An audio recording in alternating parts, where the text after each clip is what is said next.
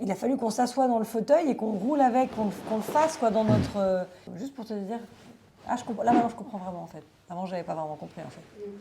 Quand on s'est entraîné avec Quentin à Paris, là, quand on était dans le centre de rééducation avec Hamid, ils nous ont dit qu'on allait aller se balader dans Paris. On avait à peu près 1 heure de prévu. On a mis 3h30 parce que se déplacer en fauteuil dans Paris, c'était vraiment une énorme galère. Et j'ai eu l'impression que simplement là, même en quelques minutes, de s'asseoir dans le fauteuil et de comprendre par le corps que ce que c'est que de se déplacer, c'est une prise de conscience que tu n'oublies plus après.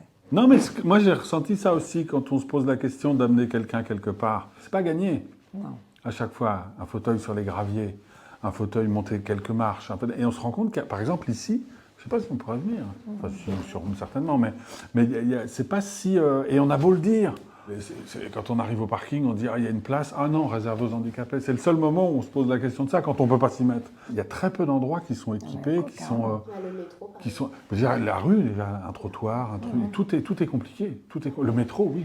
Moi, je prends pas souvent le métro, mais même pour les femmes enceintes, même pour les personnes âgées, le métro, c'est l'enfer, en fait. Quand tu es un peu fragile, les transports à Paris, c'est... c'est comme tout, en fait. On a beau nous le dire, on a beau nous le... Mais c'est quand on y est confronté qu'on le... Parce que idéologiquement, on est tous d'accord avec ça. Exactement. Il faut faire...